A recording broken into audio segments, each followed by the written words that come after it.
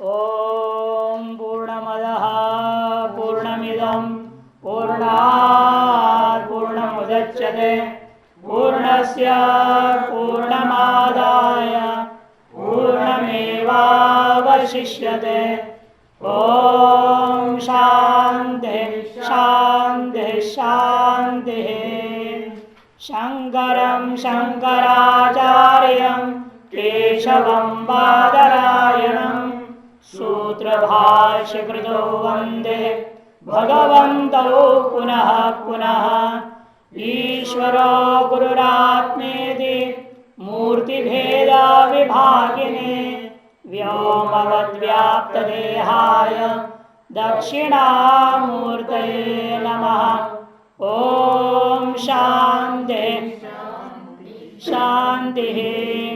पार्थाय प्रतिबोधितां भगवता नारायणेन स्वयं व्यासेन ग्रथितां पुराणमुनिना मध्ये महाभारतम् अद्वैतामृतवर्षिणीं भगवतीम् अष्टादशाध्यायिनीम् अम्ब त्वामनुसन्दधामि भगवद्गीते भवद्वेषिणीम्।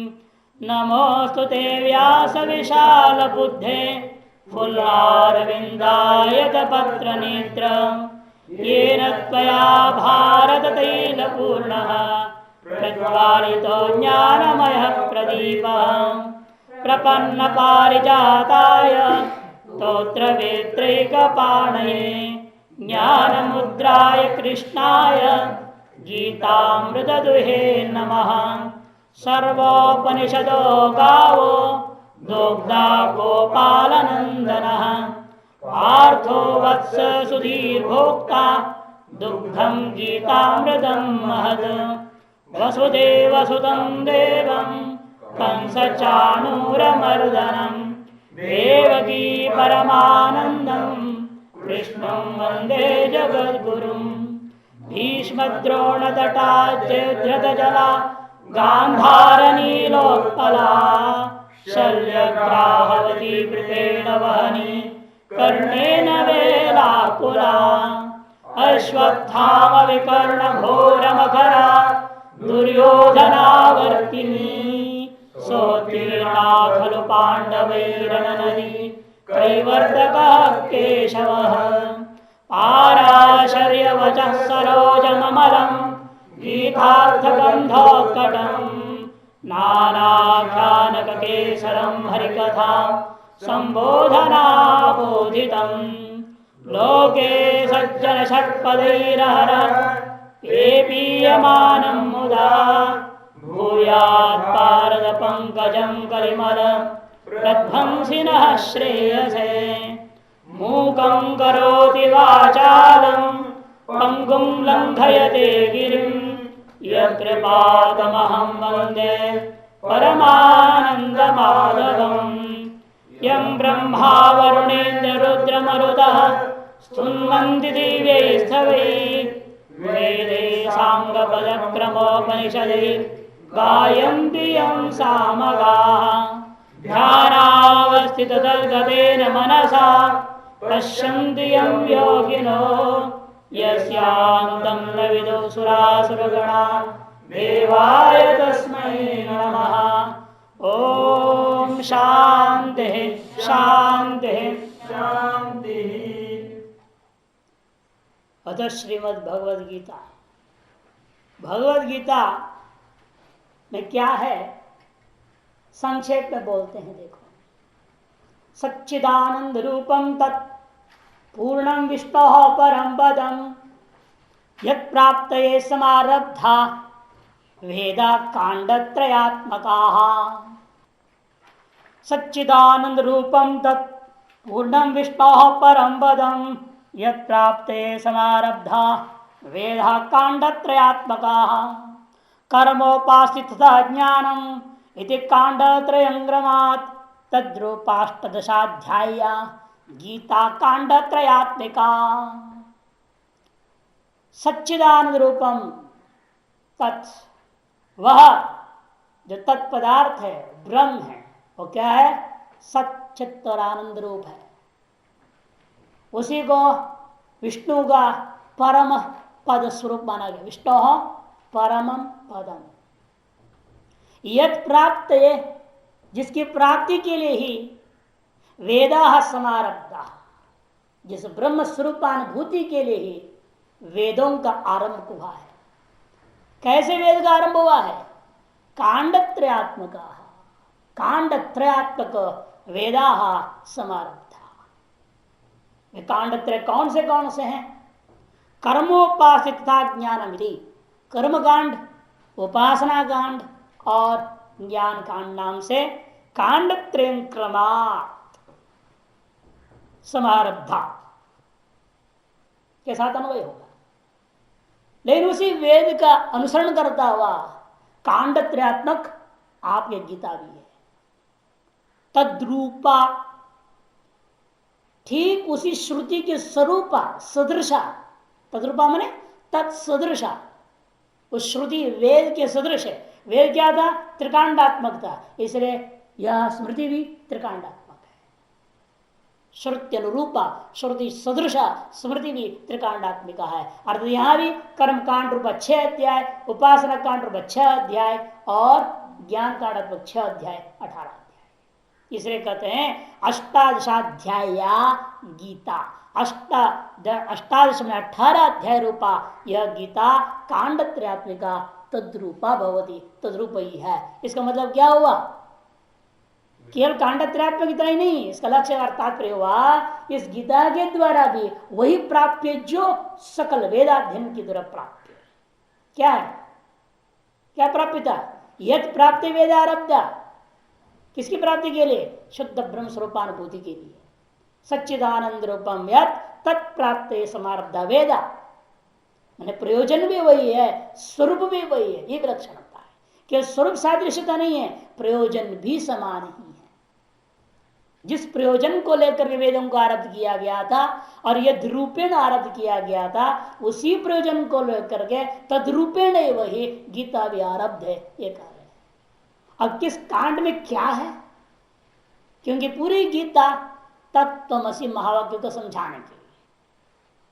पहला 6 अध्याय त्वम पदार्थ, मध्यम 6 अध्याय तत्पदार्थ, अंतिम 6 अध्याय असी पदार्थ। कैसे? तत्र तु प्रथमे कांडे कर्म तत्याग वर्तमना त्वम पदार्थो विशुद्धात्मा सोपपत्तिर्निरूप्यते। तत्र तो प्रथमे कांड है, पहला कांड माने कर्म कांड, जो पहला 6 अध्यायों में कर्म और उसका त्याग वर्तमना, त्याग के माध्यम से, मार्ग से तुम पदार्थो, तुम पदार्थ का कथन हुआ। अभी कैसा तुम पदार्थ? विशुद्धात्मा, वह तुम पदार्थ का भी विशुद्ध स्वरूप से अभेद करता हुआ कथन किया।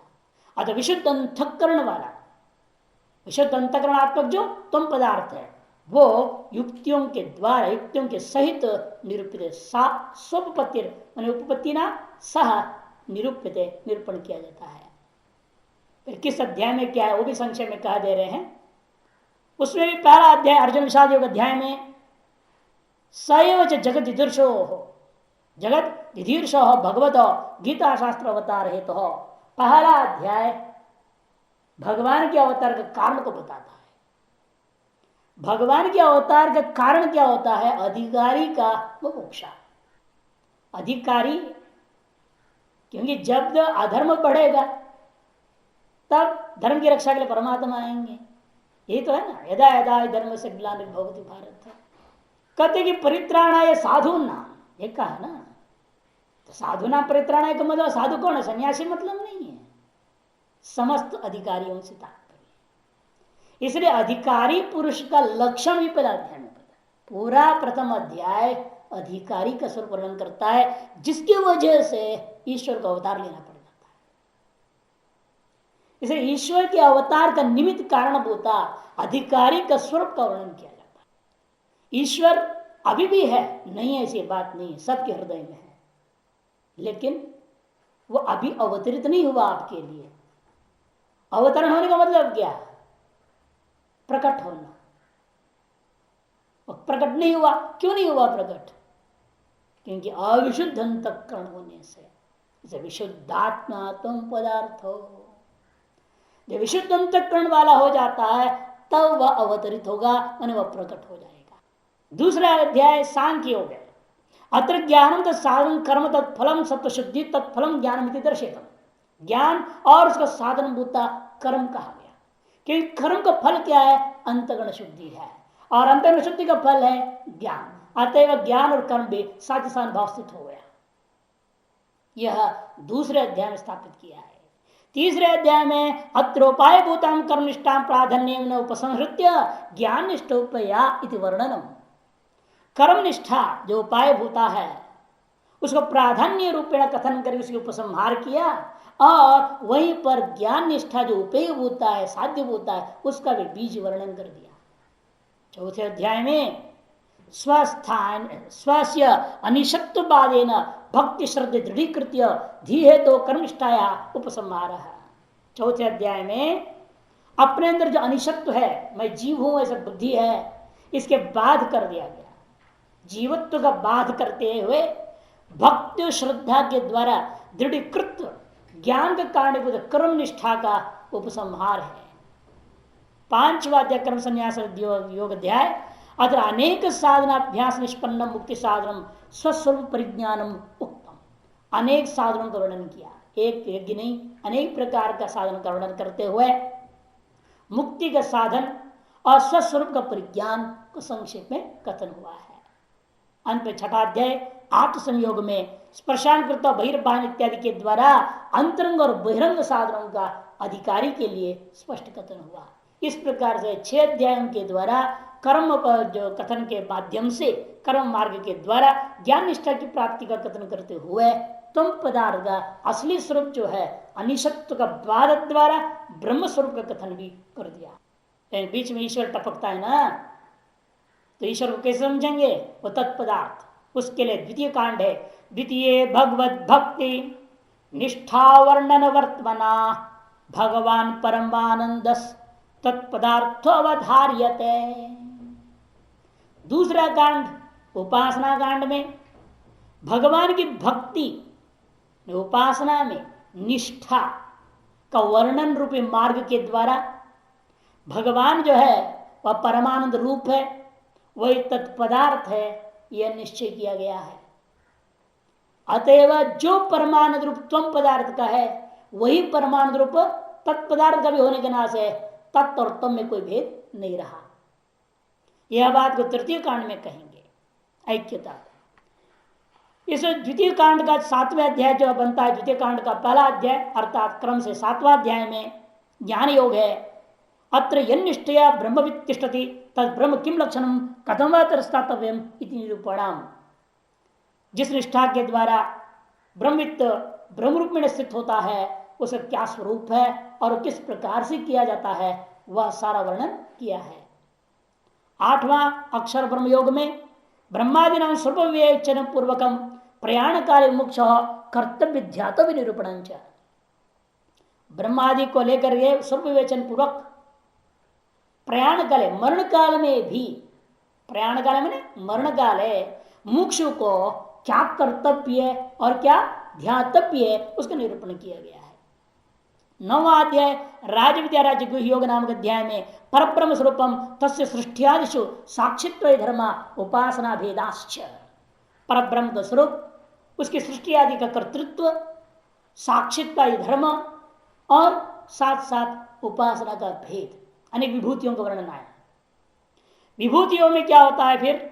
मंद प्रज्ञ मुमुक्ष उपासना सिद्ध है स्वोपास्ते फलम भगवत भक्तानुग्राहकत्वंच विभूतयश्च।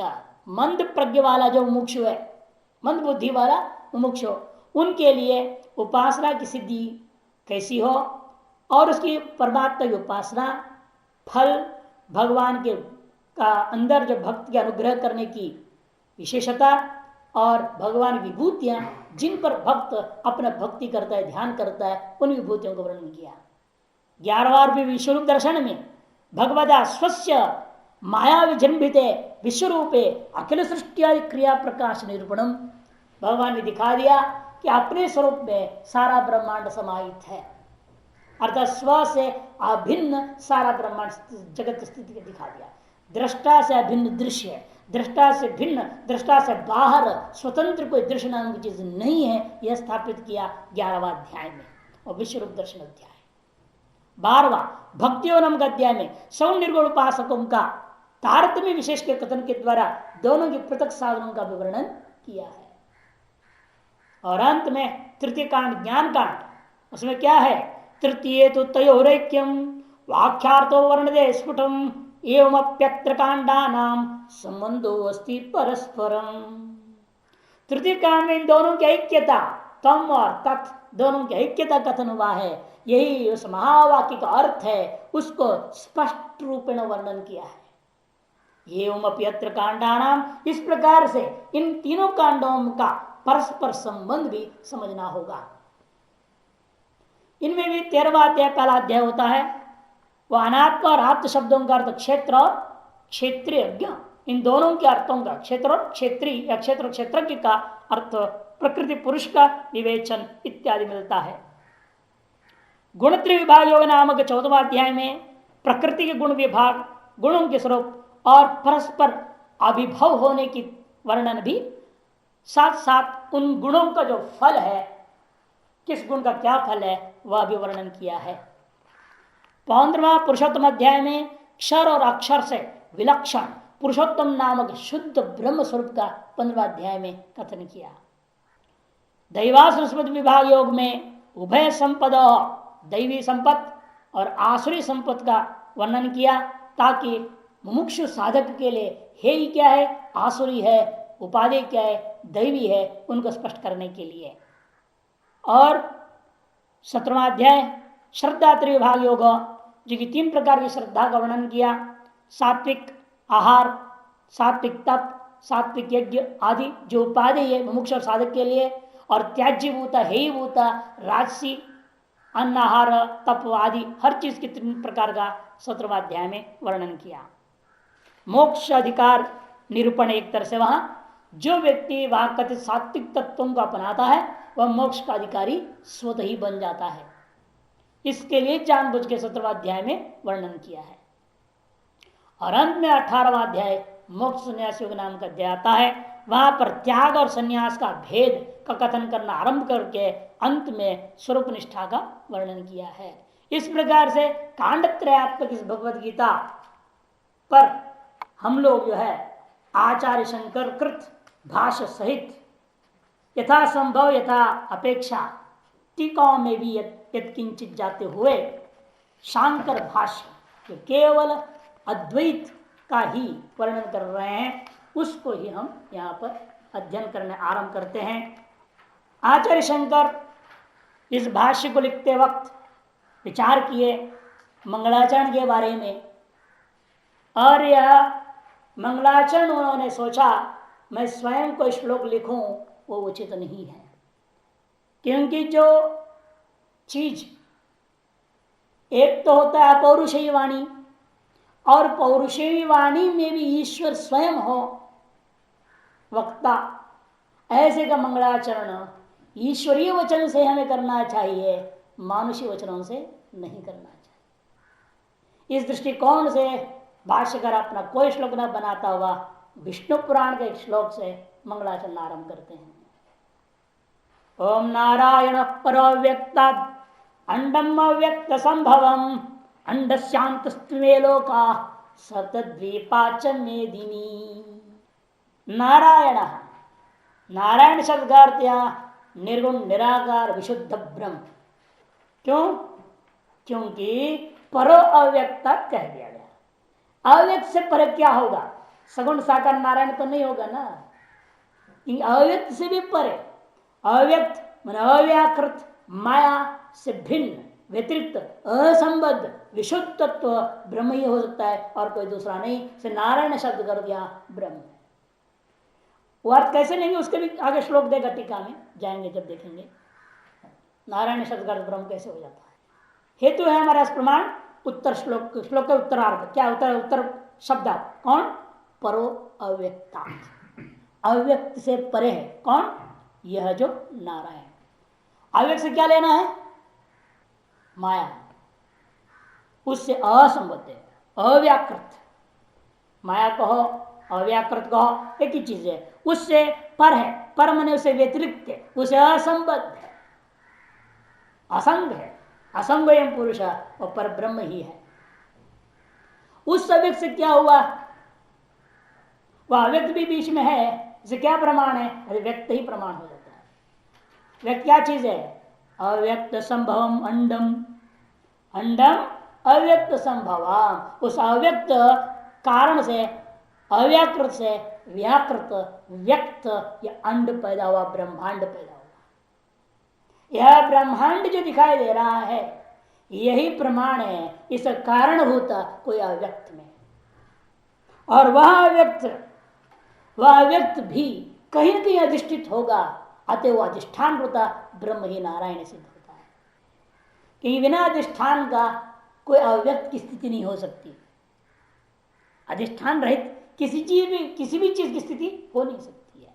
यथा मृत्तिका में घट अव्यक्त है ना, अव्यक्त अवस्था का जो घट की अव्यक्त अवस्था कहाँ है? कोई ना कोई अधिष्ठान मृत्तिका में जरूर है। इसे छांदोग्य का मृत्तिका इत्येव सत्यम वाचारंभणो विकार नामधेयम मृत्तिका इत्येव सत्यम। इसे सारा जो वाचारंभण विकार है नामधेय भूत है, जो ब्रह्मांड है, यह किस अव्यक्त से पैदा हुआ और वह अव्यक्त कहीं ना कहीं अधिष्ठित होकर के हमें ब्रह्मांड को दिखाता है। अतः अव्यक्त रूपा अव्यक्त रूपा माया ब्रह्म में अधिष्ठित होकर के ब्रह्मांड का निर्माण करता है। अंडम अव्यक्त संभवम, ये ब्रह्मांड क्या है? हिरण्यगर्भ। सूक्ष्म लेंगे तो हिरण्यगर्भ हो जाता है। अंडस्यांतस्त्रिमे लोका, तू कह दे इसलिए किंतु, तो मैंने किंतु यद्यपि नारायण में अधिष्ठित माया नारायण से भिन्न सा प्रतीत होती है, नारायण की शक्ति जैसे होने के बावजूद भी वह नारायण जैसे सत्य नहीं है, मिथ्या है। माया मिथ्या है, इसलिए किंतु है तो नारायण में अधिष्ठित, नारायण से भिन्न से प्रतीत होता है। नारायण की शक्ति वैष्णवी माया कहा दिया जाता है, शांभवी माया कह दिया जाता है। वैष्णव कहेंगे वैष्णवी माया, शैव कहेंगे शांभवी माया। अलग अलग संप्रदाय से नाम अलग हो जाए उस माया की। लेकिन ऐसा हो तो भी ये न समझिए वह उससे अत्यंत अभिन्न जैसा होने के कारण ब्रह्मवत सत्य भी है। यदि वो सत्य हो जाए तो फिर सारा जगत सत्य हो जाएगा, इसलिए किंतु कह दिया। तू अंडस्यंत, उस हिरण्य गर्भ रूपी ब्रह्मांड के अंतर्गत इमे लोका सप्तद्वीपाच मेदिनी, इमे लोका, ये लोग अनंत अनेक लोग जो है, अनंत लोग मिलकर क्या है? ये विराट रूप उस ब्रह्मांड में है। और उस विराट के अंदर, विराट के साथ उस ब्रह्मांड में क्या है? सप्तद्वीपाच मेदिनी, 7 द्वीपों से युक्त एक पृथ्वी लोक भी है। 7 द्वीप कौन है?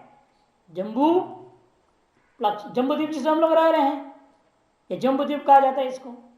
इसके ऊपर प्लक्ष द्वीप, प्लक्ष के ऊपर शालमल द्वीप, शालमल के ऊपर कुश द्वीप, क्रौंच और शाख पुष्कर, ये सप्तद्वीप है। जम्बू, प्लक्ष, शालमल, कुश, क्रौंच, शाख। जम्बू एक गुणा है, जो भी उसका साइज है, परिमाण है, उसका 2 गुणा प्लक्ष है, उसका 2 गुणा शालमल अर्थात जम्बू का 4 गुणा, उसका भी 2 गुणा कुश अर्थात जम्बू का 8 गुणा, उसका भी 2 गुणा क्रौंच जम्बू का 16 गुणा, बढ़ते जाता है। उसका भी 2 गुणा शाख 32 गुण हो गया, उसका भी 2 गुणा पुष्कर में 64 गुण हो गया, 64 गुण। इतना विशाल है ब्रह्मांड का अंदर विद्यमान छोटा सा ये सप्तद्वीपा मेदिनी का इतना लंबा चौड़ा हाल है। ये सप्तद्वीपा मेदिनी पृथ्वी लोक का ये स्वरूप है। अब ये पृथ्वी लोक के अलावा और भी अनेक लोग, इमे लोग कहाँ, विराट में अनेक लोग, और ये सारे लोग भी अवय रूपेण का हिरण्य गर्भ के अंदर है ना। अंतस्तु इमे लोका च तथा संभव समुच्चार्थ, समुच्चय करने के लिए तथा संभव। ये मत सोचो लोकों से भूलोक पैदा हो गया पृथ्वी लोक, ऐसा नहीं है, समुच्चय अर्थ में। नहीं तो क्रम आ रहा था ना, उस नारायण में विद्यमान है अव्यक्त, और अव्यक्त से अंड हुआ, अंड से ये लोक हुए, फिर लोक से पृथ्वी, ऐसा अर्थ आप न ले, इसलिए बीच में च रख दिया। च मने ये उन लोकों के साथ एक भी है, विराट में ही ये भी एक अवयव है अन्य लोगों के साथ।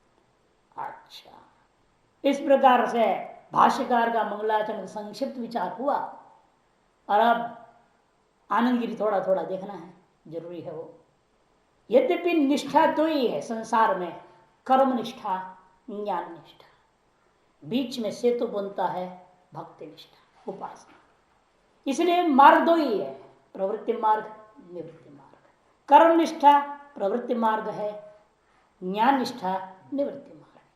इसलिए आनंद विकार शुरू करते देखिए, कर्म निष्ठा ज्ञान निष्ठा की उपाय उपाय उपेय भूत निष्ठा द्वयम अधिकृत्य प्रवृत्तम गीता शास्त्र। पूरी गीता शास्त्र ये दो प्रवृत्ति मार्ग निवृत्ति मार्ग को ही अनेक प्रकार समझाने की कोशिश करता है। उपाय और उपेय भूतता निष्ठा द्वय को अधिकृत करता हुआ प्रवृत्ति गीता शास्त्र है। उसके व्याख्यान की इच्छा से भगवान भाष्यकार समस्त विघ्नों का नाश हो, उपशमन हो, शिष्यों का परंपरा में मंगलाचरण किसी भी कार्य से पहले करना चाहिए, यह बुद्धि उत्पन्न हो इत्यादि प्रयोजन की प्रसिद्धि के लिए प्रामाणिक व्यवहार रूपी प्रमाणकम इष्ट देवता नमस्कारात्मकम, जो प्रामाणिक हो और व्यवहार रूपी प्रमाण के द्वारा भी स्वीकृत हो, ऐसे जो इष्ट देवता तत्व स्मरण रूपा, इष्ट देवता कौन है? ब्रह्म तत्व, उसी का अनुस्मरण रूपा। क्योंकि मंगलाचरण में नमस्कार आप कर तो कैसे करेंगे आप? नमस्कार तो कहाँ होता है? उत्कृष्ट को निकृष्ट करता है, भेद में होता है? अभेद में कहां से होगा नमस्कार? अभेद में मंगलाचरण कैसे हो सकता है? इसलिए कहते हैं उस तत्व का स्वरूप का स्मरण करना ही मंगल है। तद अनुरूपम आचरित मंगलाचरण। ओंकार शब्द द्वावेतो भ्रमण पुरा कंठम भित्ता निर्यातो तस्मात् मंगल का भौ। उनके जबकि उस ब्रह्म तत्व का वाचक ओम या अथ का स्मरण करना भी मंगलवाचक है, तो फिर ब्रह्म का स्मरण करो तो मंगल क्यों नहीं है? वह मंगल तो हो नहीं सकता है कि नहीं? मंगल भवना मंगल हारी, इसे कहा मंगल है वो, क्या मंगल को हरण करने वाला। इसे अनुस्मरणम मंगलाचरणम संपादयन, न तो नमस्कारात्मक मंगलाचरणम, असंभवात। अद्वैते नमस्कारात्मक असंभव है। इसे कहते हैं अनुस्मरणम मंगलाचरण संपादयन अविशेषेण इतिहास पुराण और व्याचिख्यास गीता शास्त्रेण ऐक्य वाक्यता अभिप्रेत्य। और सबसे बड़ी बात कह दिया, शंकराचार्य जानबूझ के पुराण का श्लोक मंगलाचरण में क्यों रख रहे हैं? ये दिखाने के लिए जो वेद में कहा गया है, जो पुराण में कहा गया है, और जो इस गीता स्मृति में कहा गया है, तत्व समन्वयात, तीनों की ऐक्यता है, वाक्यता है तत्वैक्यता के कारण से। प्रतिपाद्यभूत तत्व एक होने से ग्रंथ भेद होने पर भी इनके वाक्यों में परस्पर समन्वय कर लेना चाहिए, यह ज्ञापन कर रहे हैं। देखो, अविशेषेण इतिहास पुराण और अपि, इतिहास क्या है? महाभारत, जिसकी हिस्सा है भगवत गीता, और पुराण का श्लोक इन्होंने लिया मंगलाचरण में। इसलिए इतिहास और पुराणों की व्याचिकित्सित गीता शास्त्र के साथ एक वाक्यता का अभिप्राय को प्रकट करता हुआ पौराणिक श्लोकम एकम एवं अंतर्यामी विषय उदाहरती, अंतर्यामी का विषय करने वाला इस श्लोक को उदाहरण पर प्रस्तुत कर रहे हैं, मंगलाचरण रूप में प्रस्तुत किया है। या नारायण शब्द अर्थ को भी एक पुराण के श्लोक से समझाते हैं। आपो नारा इति प्रोक्ता आपो वै नरसूनवः अयनं दशतः पूर्वं तेन नारायण स्मृतः। आपो नारा, आपो नारा प्रोक्ता, ये जल ही क्या है? नाराह, नर एव नाराह जीवा चिदाभासा इत्यर्थ। नर एव नाराह जीवा, नर से समझना कि जीवा का तात्पर्य क्या? जड़ चेतन सब, कि जड़ में भी जीव है, बस बुद्धि विकसित नहीं है, अभिव्यक्त नहीं होता है, वह चिदाभास बोल नहीं पाता है, क्योंकि सब कुछ सर्वम खलविदम ब्रह्म एव तदा जड़े भी जीवत्वमस्ति है या नहीं। इसलिए कहते हैं यहां जड़ चेतन सकल को लेना। आपो नारायण प्रोक्ता, आपो वही नरसो नवा, और नर का संतान कार्य और कारण रूप हो गया, और उसका कार्य धारा भी क्या है? वह भी आप एव। जलात्मकम में का मतलब क्या? कर्म रूपों में वो प्रधान, कि जल का कर्म से साक्षात संबंध है। जल के बिना कोई कर्म ही नहीं होता। कोई भी कर्म करना है, जल है, संकल्प करेगा ना आदमी, जल के बिना कैसे संकल्प होगा? इसे पूरी कर्म कांड जल पर आधारित है, और जल पर कर्म के अधीन ये सारे जीव हैं। ये कर्म ना हो तो जीव नहीं है, जीव खत्म। कर्म के जो क्षय इसलिए कहा वहां पर विद्यंते हृदय छिद्यंते सर्वसंज्ञा क्षीयंते चा से कर्माणि तस्मिन् दृष्टि पर ज्ञान आदि दग्ध सर्व कर्माणि। ये कर्म का नाश किए बिना मुक्ति नहीं है ना। और कर्म के नाश की प्रक्रिया अलग है, कैसे होगा? ज्ञान से होगा। कि कर्म का नाश का तात्पर्य अज्ञान का ही नाश होगा। कर्म का भी कारण कौन है? अज्ञान है। इसे कहते आपो वै नारा, आपो नारा इति प्रोक्ता, आपो वै नरसो न अयनम तस्य, अयन तस्य तादृश नारों का, नरसुनों का जो अयन है, तस्य अयनम आश्रय अधिष्ठान ता पूर्वम, और कैसा है वो? इन सब से पूर्व है वो है, वो बिंब है ना। बिना बिंब का प्रतिबिंब कहां से होगा? बिंब पूर्व में रहता है, प्रतिबिंब बाद में होता है। जितने भी चिदाभास रूप नारा है, नरसोनु है, कार्य कारण भाव, ये सारे से पहले अधिष्ठान रूप में विद्यमान तत्व ब्रह्म तत्व है। ता पूर्वम अयनंच तस्य, उन सब जलात्मक ताह में आप नराह नरसुन ता पूर्वम भवती, और तस्य अयनम भवती, उनसे पहले विद्यमान है। इसे आप लोग क्या बोलते हैं? सदैव सुमिदम अग्रासित, ताह पूर्वमासित अग्रासित, और तस्य अयनम तेन, इसीलिए नारायण है स्मृतः, इसलिए उस तत्व को नारायण शब्द से भी स्मरण कहता है। नारायणम अयनम इति नारायणम इति नारायण इति स्मृतः। नारों का ये अयन है। नार मने जीवा, जड़ चेतन समस्ता, उनका अयन है, अधिष्ठान है, उनके पूर्व में विद्यमान है, उन सब का अव्यक्त भाव स्थिति का स्वरूप है। उस कारण से उसका नाम नारायण कहा जाता है। वो कौन है? ब्रह्म तो है, निर्गुण निराकार ब्रह्म, उसी में सब रहता है। वही सदैव सदैव मेरा सत्य कहा गया है। सत शब्द से जिस ब्रह्म तत्व को कथन कर रहे हैं, वही यहाँ पर नारायण शब्द से कह दिया गया है। इस स्थूल दृष्टि से व्याख्या हो गया मोटी मोटी बुद्धि वालों के लिए। हाँ, सूक्ष्म दृष्टि वालों के लिए और आगे देखिए क्या बोलेंगे। अब स्थूल दृशाम नारायण शब्दार्थ इति, स्थूल दृष्टि वालों के लिए नारायण शब्द का अर्थ समझा दिया गया। और अब सूक्ष्म दर्शन पुनराचक्षते, नर शब्देन चराचरात्मकम शरीर जातम। नर शब्द क्या लेना? चराचरात्मक समस्त नर, और उनमें क्या हो रहा है? उसमें आभास पड़ रहा है।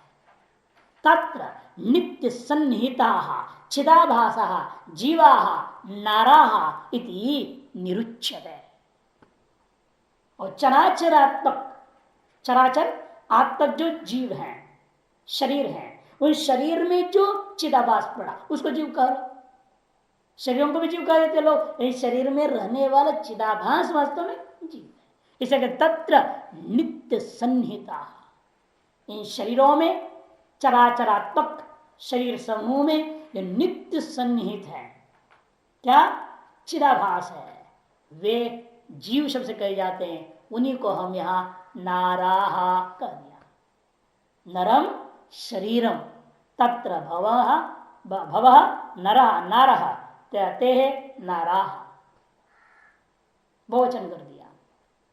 इति निरुच्यते तेषाम अयनम माने आश्रय नियामक अंतर्यामी रूपेण, उनका जो अयन माने आश्रय, कैसे आश्रय हो भी नियमन करने वाला।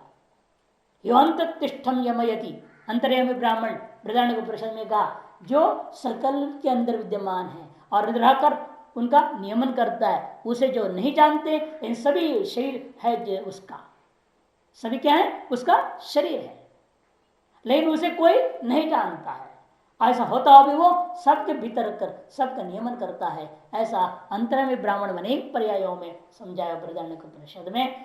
उस अंतर्यामी को भी हम यहाँ नारायण शब्द से कहते हैं। इति यम अधिकृत्य अंतर्यामी ब्राह्मणम आ गया ना, जिसको अधिकृत करके बृहदारण्यक उपनिषद में अंतर्यामी ब्राह्मण का वर्णन हुआ और नारायण सूक्त आरंभ हुआ।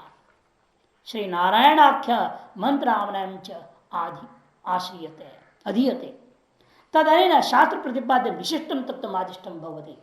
इस प्रकार से इस शास्त्र में प्रतिपाद्य जो विशिष्ट तत्व है उसका प्रतिपादन हुआ। इन विशिष्ट तो हमारा लक्ष्य नहीं है। तुरंत पूर्व पक्ष खड़ा होता है नु परस्यात्मन माया संबंधात अंतर्यामित्वम शास्त्र प्रतिपाद्यम च वक्तव्यम। फिर तो आप ये कहना चाहिए परमात्मा जो माया संबंधी मायोपाधिक है सगुण साकार वो शास्त्र प्रतिपाद्य है। अन्यथा कूटस्थ असंग अविषय अद्वितीय तदयोगा कि जो कूटस्थ है असंग है अविषय है वो शास्त्र का विषय कैसे हो जाएगा? अद्वितीय है, उसका विषय विषय भाव द्वितीय द्वैत भाव से कैसे कथन होगा? तथा च शुद्धता सिद्धो कथम यथोक्त पर देवता शास्त्रादो अनुस्मर्यते। इसलिए शुद्धता आदि की सिद्धि के लिए अंतःकरण शुद्धि आदि का सिद्धि के लिए उस यथोक्त पर देवता को शास्त्र आदि में अनुस्मरण कैसे हो सकता है? शुद्ध सी तत्व से अनुस्मरणम अभिष्ट फलवद अभिष्टम तत्राह कि शुद्ध जो तत्व है उसी का अनुस्मरण अभिष्ट फल के समान अभिष्ट होता है। तब जवाब दिया परो अव्यक्ता, ये जो नारायण है मायावचन चेतन नहीं समझना, विशिष्ट नहीं है। क्योंकि कैसा ये अव्यक्त से परे है, माया से परे है, माया से विशिष्ट नहीं है।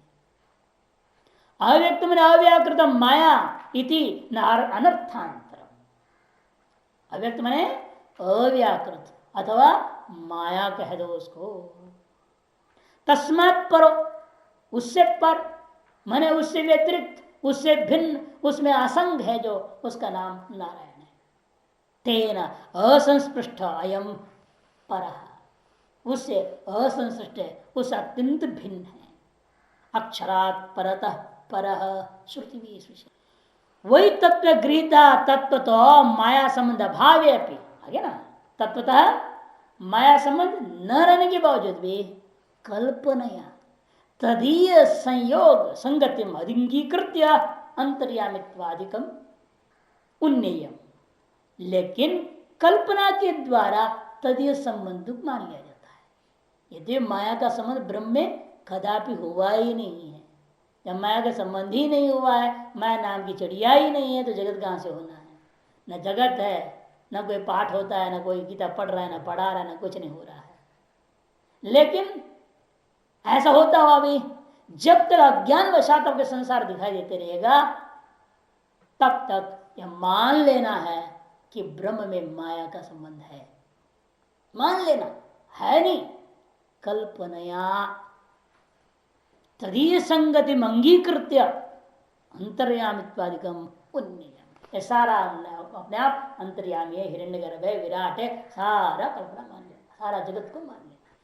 यस्माद् ईश्वर से व्यतिरेक विवक्षितः तस्मिन् अव्यक्त साक्ष्य सिद्धेपि कार्लिंगकम अनुमानम उपन्यस्यते। जिसलिए ईश्वर से भिन्न है यह अव्यक्त माया, शिक्षा स्पष्ट हुआ, ईश्वर से अत्यंत भिन्न है। क्यों? मिथ्या है ही नहीं वाक्य में, इसलिए उसको अभिन्न भी नहीं कह सकते हम। और भिन्न जो कह रहा हूं इसलिए कि मिथ्या रूप में दिखाई दे रहा है, दिखाई देने के कारण से उसको है कहना पड़ता है। इसलिए तो विवक्षित तस्मिन् अव्यक्ते साक्षी सिद्धे पे, इसे उस अव्यक्त का भी वह ब्रह्म क्या है? साक्षी ही है। कार्यलिंग का अनुमान उपनिषद, इसलिए वह है, इसमें क्या प्रमाण है फिर? कहते कार्य ही लिंग है कारण का अनुमान में। ये तो माया है क्यों मानते हैं? ये जगत की वजह से माया को मानना पड़ता। जिसको जगत नहीं है उसके लिए माया भी नहीं है, कोई जरूरत नहीं मानने की। इसलिए अंडम इति अपंचीकृत पंचभूत महाभूतात्मकम हिरण्य गर्भम तत्व अंडमिति अभिलप्यते। हिरण्य गर्भ को कहते हैं अपंचीकृत पंच महाभूतात्मक। हिरण्य गर्भ तत्व है उसी को अंड शब्द से व्यक्त शब्द से। अव्यक्त हो गया अव्यकृत माया, उसे शुद्ध ब्रह्म है नारायण, और व्यक्त क्या है? अंड क्या है? ब्रह्मांड। वह हिरण्यगर्भ है, सूक्ष्म है, अपंचीकृत पंच महाभूतात्मक है। तद अव्यक्तात् पूर्वोक्तात् उत्पद्यते, वह अव्यक्त से पूर्वोक्त से उत्पन्न होता है। प्रसिद्ध है श्रुति स्मृतिवादेश हिरण्यगर्भस्य मूल कारणाद उत्पत्ति ही। इसे यह बात प्रसिद्ध है श्रुति स्मृति और अन्य दर्शनकारों में कि वह हिरण्यगर्भ मूल कारण माया से उत्पन्न है, अर्थात मायावच्छिन्न चैतन्य होना ही हिरण्यगर्भ हो जाना। उससे सर आ गया ना, मायावच्छिन्न चैतन्य हुआ तभी ये सब शुरू हुआ लफड़ा। अपंचभूत आ गया, तस्मात् आत्मना आकाश समुद्र आकाश वायु और अग्नि इत्यादि सब हो जाता है। तथा कार्यलिंगाद अव्यक्तम अव्यक्तिरित्यर्थः, कार्यलिंग का अनुमान के द्वारा अव्यक्त से इस व्यक्त रूप हिरण्यगर्भ की अभिव्यक्ति माननी पड़ेगी। हिरण्यगर्भे श्रुति स्मृति समाधिगते अपि कार्यलिंग भूरादयो लोका कार्यभो लिंगकम अनुमानमस्ति मनवानो विराट उत्पत्ति उपदर्शयति। हिरण्यगर्भ में भी श्रुति स्मृति समाधिगत कार्यलिंग का अनुमान क्या है? कहते वो उसका कार्य कौन है? स्थूल जो विराट है। और सूक्ष्म हिरण्यगर्भ का भी अस्तित्व में क्या प्रमाण बन रहा है? स्थूल विराट। ये स्थूल जगत दिख रहा है, इसके लिए एक सूक्ष्म कारण मानना पड़ा। उस सूक्ष्म कारण के भी अस्तित्व के लिए उससे भी एक ऐसा चीज मानो जिसमें अपंचीकृत महाभूत कुछ भी नहीं है। वो क्या है? वो माया है, केवल ऋणात्मिका है। वो काट कर सब कर रही है, उसके लिए अधिष्ठान ब्रह्म को मानना पड़ा। मानना पड़ा ना? नहीं मानना नहीं पड़ता, वो आप ही है। तो मानना क्या है? मानना वो चीज होता है जो सभी को स्वीकृत नहीं होता। इसलिए कहते हैं यहां पर देखो कि तथा च, इसलिए हिरण्यगर्भे स्मृति अधिगत होने के कारण से उसके विराट उत्पत्ति कथन किया अंडस्य उक्त अंडस्य हिरण्यगर्भाभिधानीय अंतर इमे भूरादि लोका विरणात्मका वर्तन्ते। उस हिरण्यगर्भ रूप अंड के अंतर्गत ये सारा का सारा जो भूर्भुव स्व इत्यादि सब 14 लोग ऊपर नीचे सब मिला जुलू करके ये सारे लोग उसी में कल्पित हैं। इसी लिंग से, इस विराट रूपी कार्यलिंग से हम हिरण्यगर्भ का अनुमान कर लेते हैं।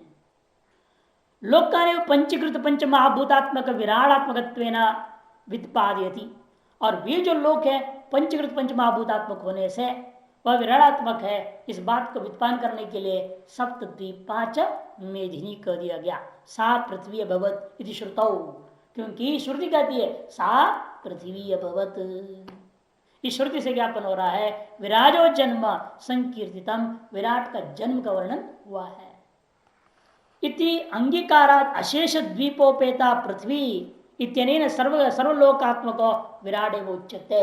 इसके द्वारा लक्षित किया जाता है कि पंचीकृत पंचमहाभूतात्मक जैसा यह पृथ्वी, उसी प्रकार से अन्य समस्त लोक विशिष्ट विराट भी है। पूरा विराट पंचीकृत पंचमहाभूतात्मक है, ये सिद्ध हो जाता है। किस आधार पर? इस पृथ्वी के आधार पर। क्यों? कौन देगा स्वर्ग पंचीकृत है कि नहीं? पंचीकृत पंच महाभूतात्मक स्वर्ग है, इनका पता है क्या किसी को? या नरक पंचीकृत पंच महाभूतात्मक है, क्या मालूम?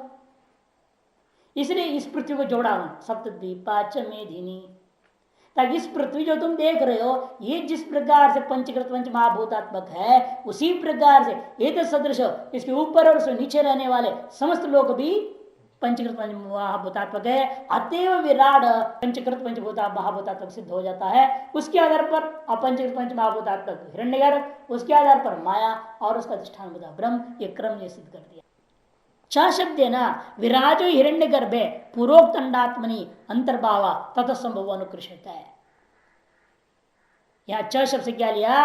विराट को हिरण्य रूपी पूर्वोक्त अंड में ही अंतर्भाव कर देना है, उसी में है, वो अलग नहीं है। वो हिरण्यगर्भ अलग कहीं बैठा होगा, उसे पृथक इधर कोई और पैदा हो गया, जैसे मां से बच्चा अलग हो जाता है, वो अलग घूमता फिरता है, वैसे हिरण्यगर्भ अलग है, वो विराट अलग कहीं और होगा। ऐसा नहीं है, वो भी हिरण्यगर्भ के पेट में ही है, वो अलग नहीं है, उसी का अवयव है समझो।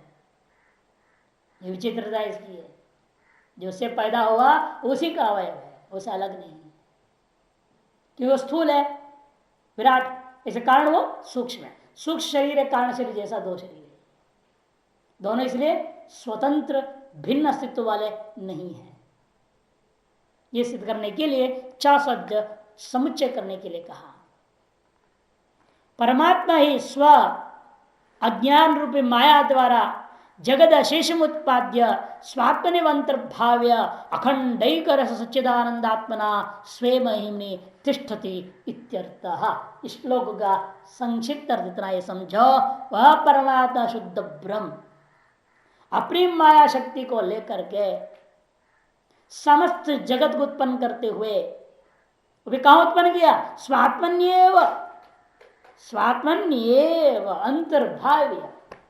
ब्रह्म इसको उत्पन्न करके बाहर नहीं रखा, यह सब ब्रह्म में ही चित्र दिखाई दे रहा है, जगत रूपा चित्र माया से। उस ब्रह्म ने अपनी माया से इस हिरण्यगर्भ और स्थूल विराट रूपी चित्रों को अपने में ही दिखा रहा है, उसको स्क्रीन बन गया है, खुद में दिखा रहे सारी चीज को। स्वात्मन्येव अंतर्भाव्य, उसके बावजूद भी अखंडैक रस, अर्थात इस जगत रूप चित्र से वैसे लेश मात्र भी इसे गुण या इसके दोष से असंबद्ध है, अतएव अखंडैक रस तब भी है। सच्चिदानंदात्मना, सच्चित और आनंद रूपेण स्वे महिम तिष्ठति, अपने स्वरूप में सदा है, इसी बात के लिए तू कह दिया, ये समझाने के लिए। अच्छा, तत्पदवाच्य परम ब्रह्म को नारायण शब्द से कह दिया, और नारायण शब्द नारायण शब्द है ना, नारायणाम अयनम यदि नारायणम, और नारायण शब्द से किसको लिया? त्वम पदार्थ को, तस्यैन कह करके तत्पदार्थ को बता दिया। तो त्वम और तत् दोनों को एक नारायण शब्द से बता दिया, और इन दोनों की ऐक्यता में परेशानी पैदा जो कर रहे हैं उनको आगे बता दिया। इन दोनों की ऐक्यता क्यों नहीं हो रही है, ऐक्यानुभूति क्यों नहीं है? कारण ये सब लफड़ा है। कौन? आगे जो बोला है अव्यक्त वगैरह वगैरह।